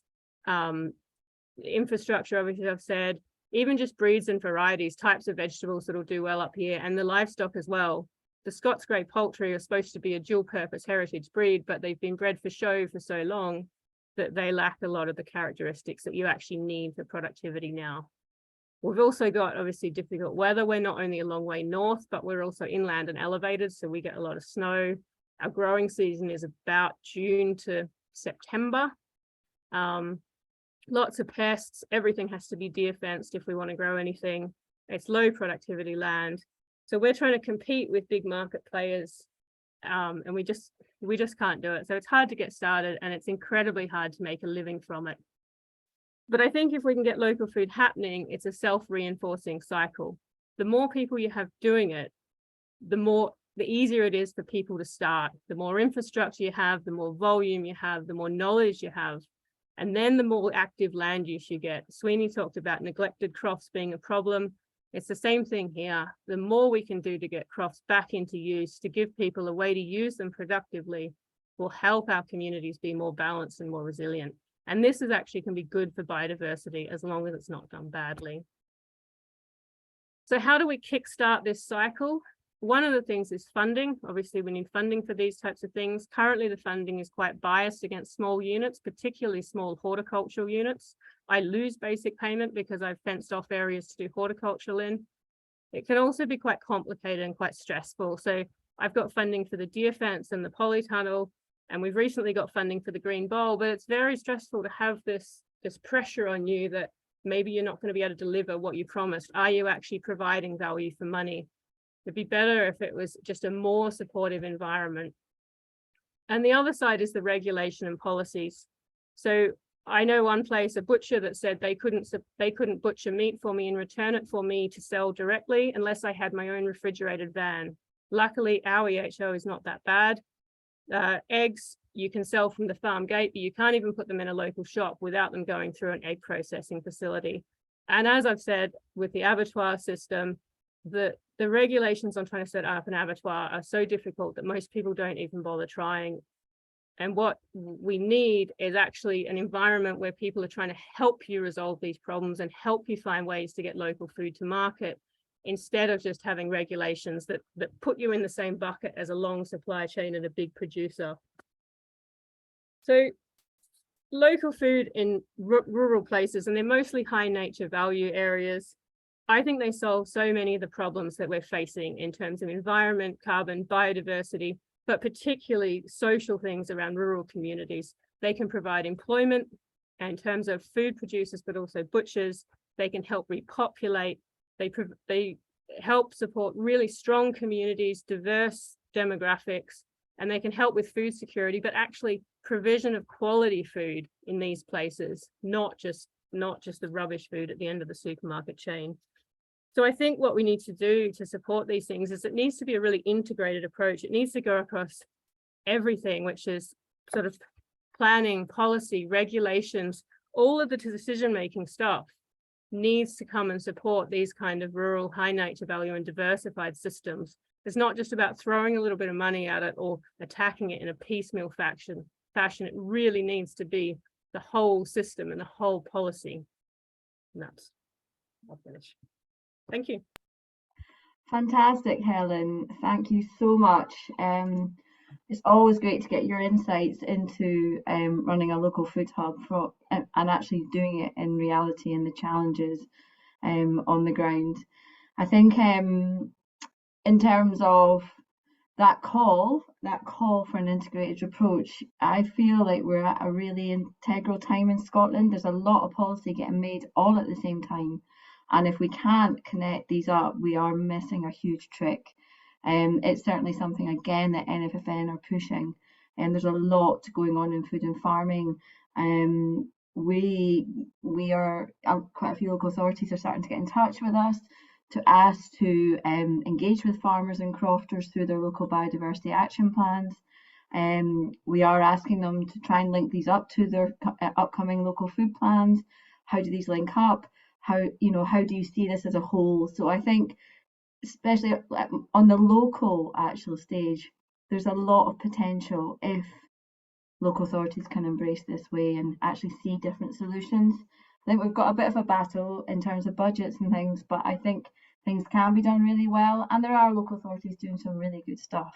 So yeah, opportunities coming up. So I'm going to look at the questions. So do pass on your questions for Helen and Ed. Ed has been answering some of them as we go along, so you can actually read those in the answered section in the Q&A.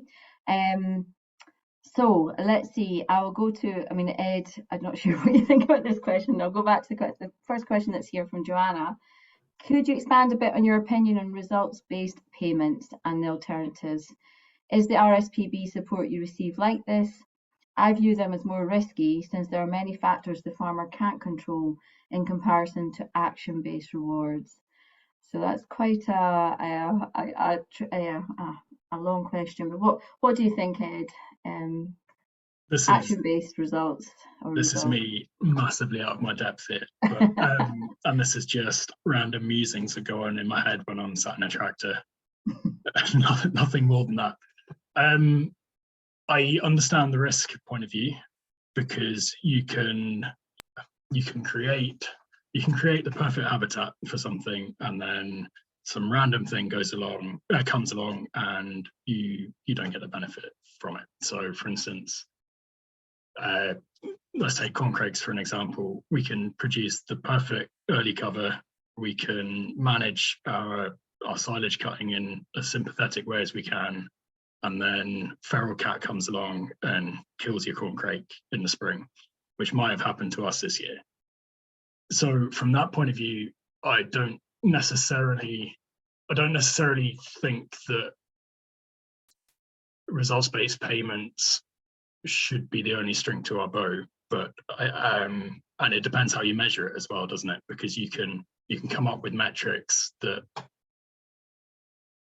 measure how good we are at delivering certain habitats, if that's a more manageable or a less risky way to get people involved, rather than worrying about how many corncrakes you've got on a farm. I think some of the Irish schemes, and I think Acres is one of their flagship ones. David will probably know much better than I do on this, but there are certain ways of scoring habitats that they've developed. So that might be a solution to that, I suppose.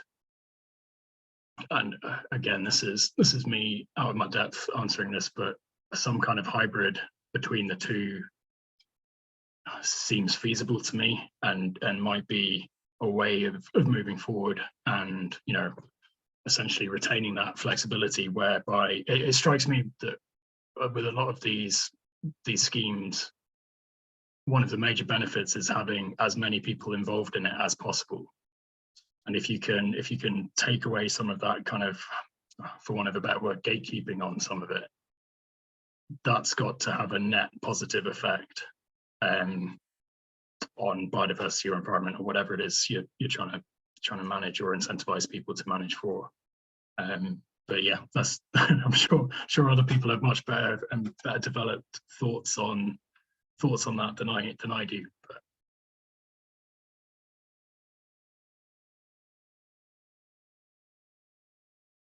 You're muted, Kirsty.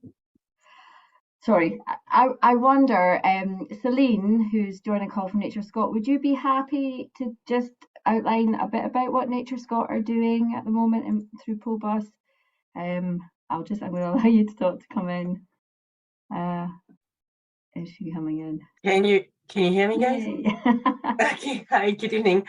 Yeah, so as some of you may or may not know, Nature Scot is running a few pilots across Scotland on result-based kind of approach.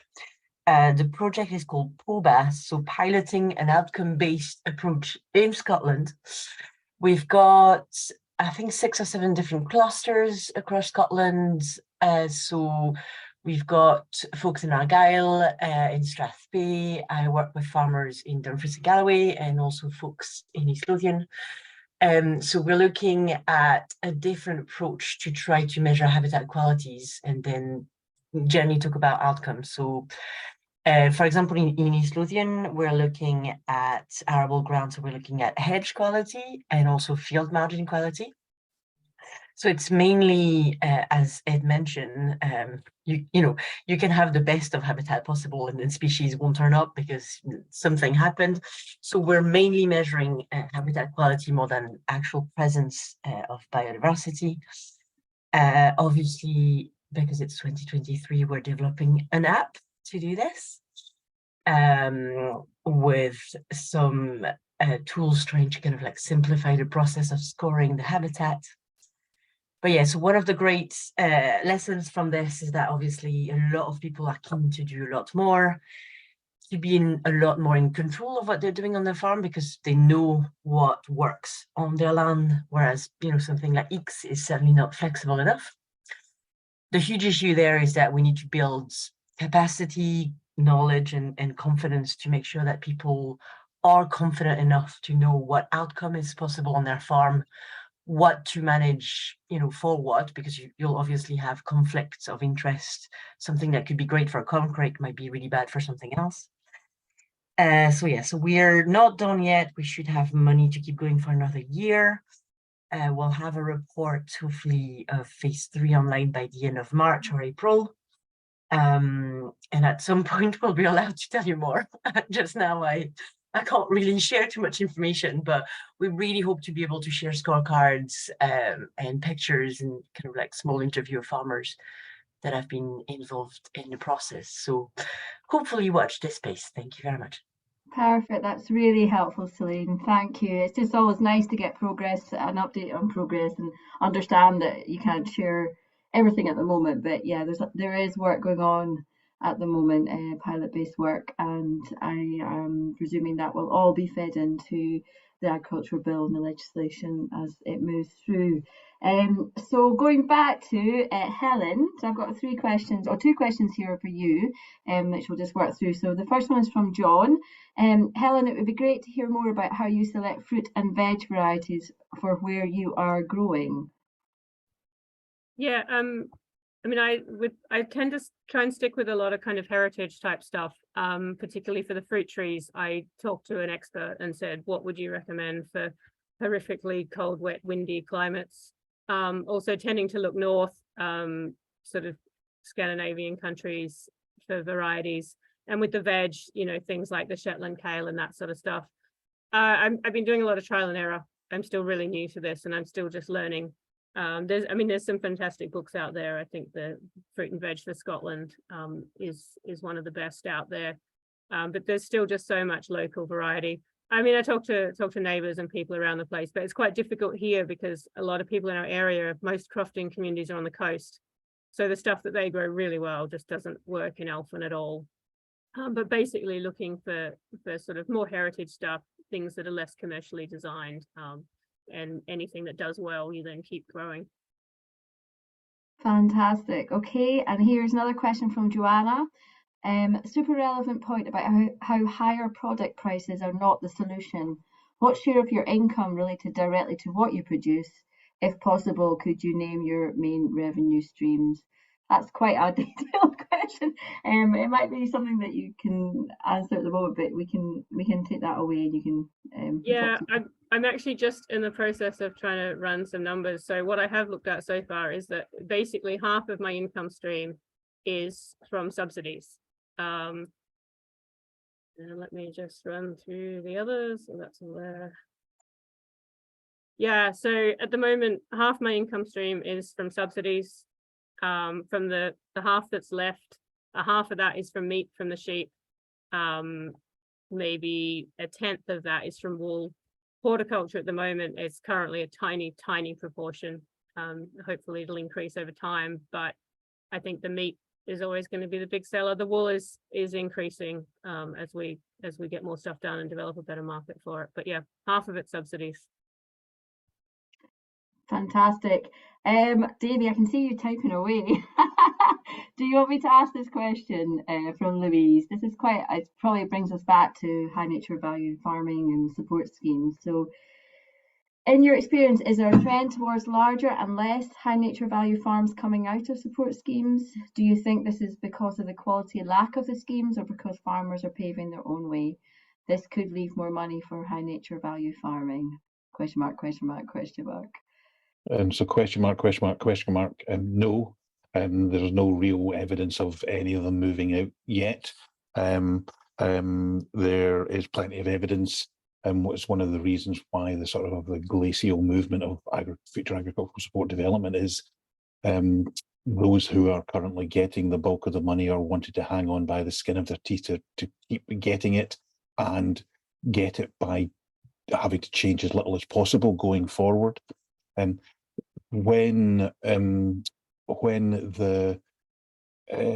details of the conditions that are going to be put on direct support become clearer and more widespread, then that may lead to some individuals coming out. But the situation we have in Scotland is the vast majority of our farming systems, and the vast majority of those farms in those systems do need some form of income support from public funds to be economically viable in most years. So at this point in time, I'm not seeing any indication that we're likely to see a huge number of the less HNV farms coming out of the current agricultural support scheme. The future agricultural support scheme. That will depend on how it actually eventually comes to pass, and what the implications are for an individual farm. But it would be extraordinarily. It would be a big challenge for any farm to do without any support at all. There's a proportion of them that the agricultural support that retain is icing on the cake sort of thing, but not a huge number, not compared to some of the arable situations down south, for example. Perfect. Thank you, Davy. So that's us come to the end of our questions that people have posed. If there is any others, just post them quickly.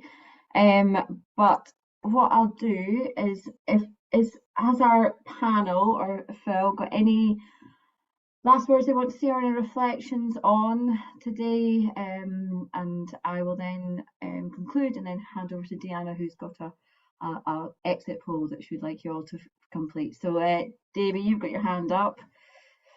Yep, and I can only raise or lower my hand. I can't find anything that suggests I could clap. Otherwise, I'd have been clapping and applauding all the other presenters as well. I think it's already been said, but just to re-emphasize it, bring it all back to squaring the circle and all that. Unless we actually have an agricultural support system in Scotland that actually supports the type of food production that we want to be consumed in Scotland, then we'll still be having this conversation in 10 years, 20 years. Well, you might be having it in 20 years' time. I doubt I'll be having it in 20 years' time. So unless we develop a proper link between whatever food strategy we want and certainly need in Scotland, and then how we then choose to actually encourage, facilitate, incentivise land managers in Scotland to actually deliver into that food, or the food that we actually need, then we really are going round in circles. It's bizarre currently to be developing our future agricultural support system potentially in complete isolation from thinking what type of food do we actually want people in Scotland to have on their plates. Yeah, I think I saw a target. One of our steering group said she would like to see a target for Scottish food on Scottish plates.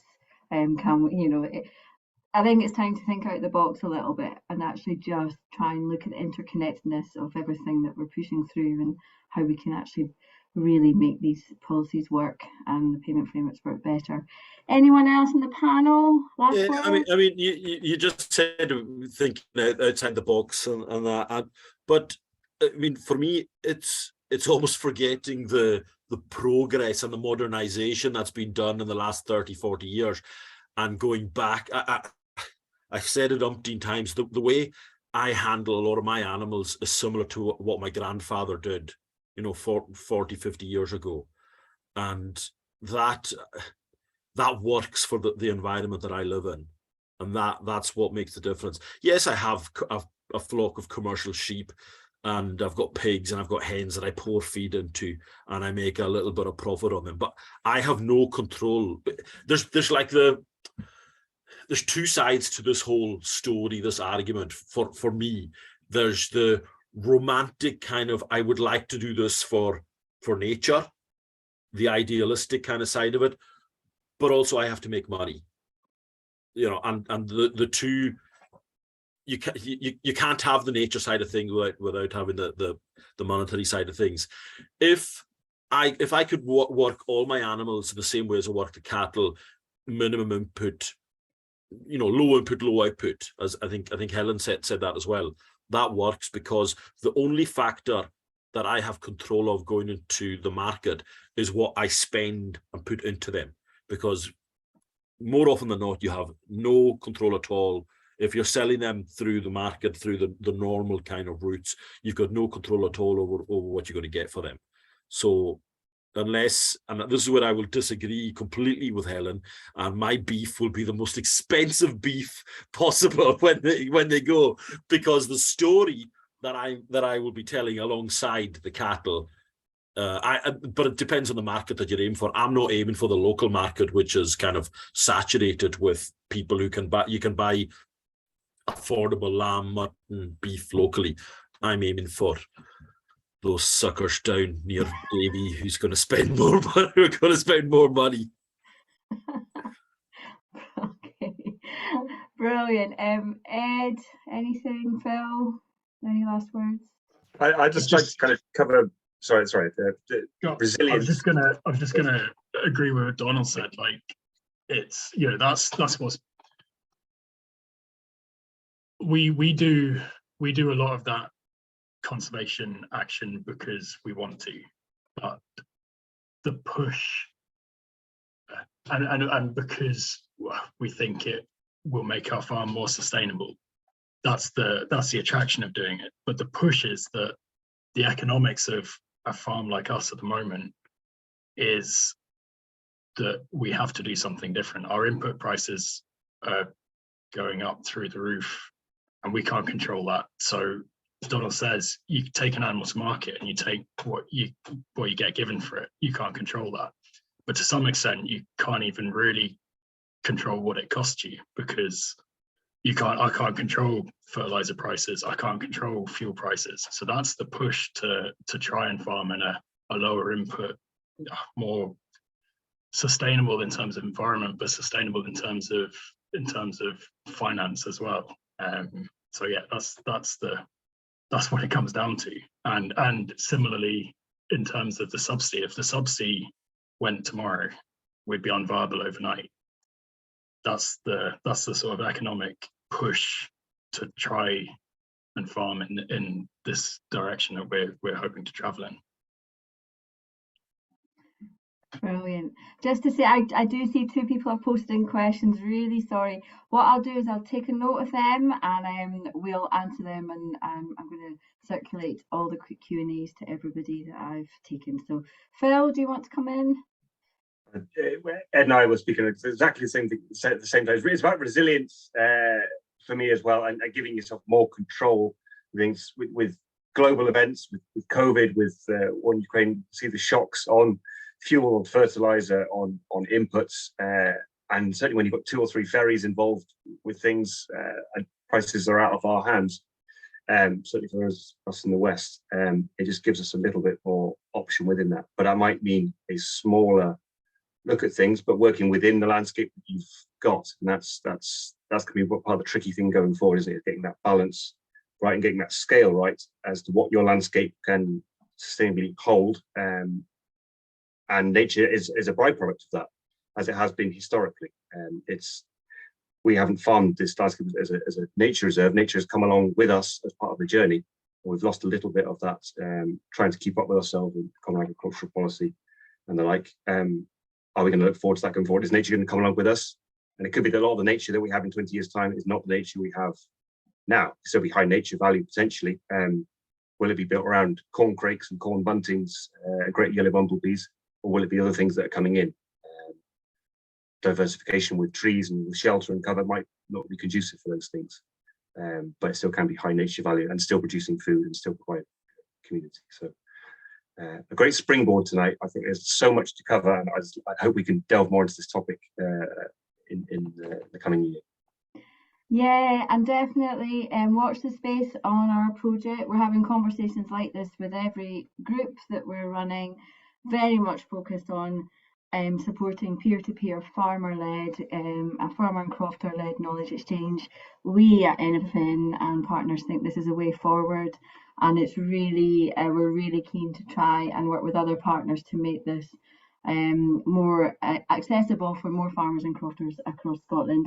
So I'm going to hand you over to Deanna now, who's going to run our final poll, and I'll let Deanna just say thanks and goodbye as well. So yeah, thank you. Thank you, Kirsty, and thanks to all the speakers. That was amazing and super incredible to hear all the different perspectives. I think we all really enjoyed that, as you can see on the chat. So we're just wanting to ask you a couple of questions just to get some feedback. I see some of you have already begun sending in your answers. So we just want to hear, what did you find the most useful about the session?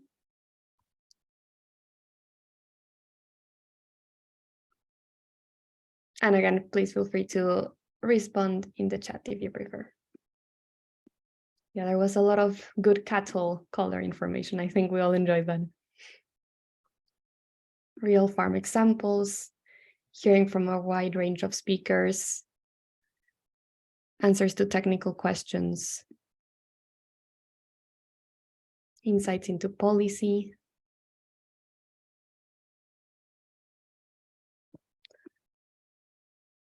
Great.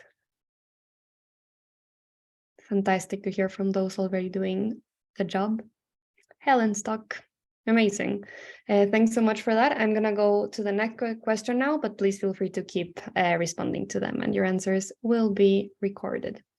So now we would just like to hear, is there anything that you've learned today that you might want to try out on your own farm, croft, or market garden?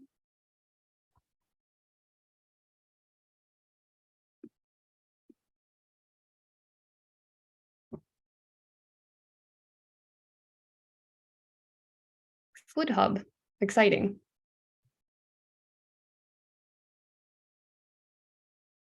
Colors, yes, not surprised about that one. I think that we saw that one coming. And also hopefully you can also know who to reach out, who has experience in things that you're wanting to try, so we can just continue this peer-to-peer knowledge exchange beyond this webinar. Herbalays, more knowledge sharing, definitely the colors. Amazing. So I'm gonna leave this open, and again, just keep sharing, but I'm just gonna stop sharing my screen so we can all wave goodbye, I suppose, if that's what we want to do. So thank you, everybody. Thank you to our speakers. What a fantastic array of insights into what it's like to croft and farm in Scotland. Thank you for being so honest And like we say, this is just the start of the conversation. We hope to do much, much more over the 2023 and work with all partners who have joined this call. I think we can all bring something to this, and collaboration and working together is the key. So thank you so much, and good luck, and we'll speak to you all soon and see you all soon. Thank you, Matt. Cheers. All the best, folks.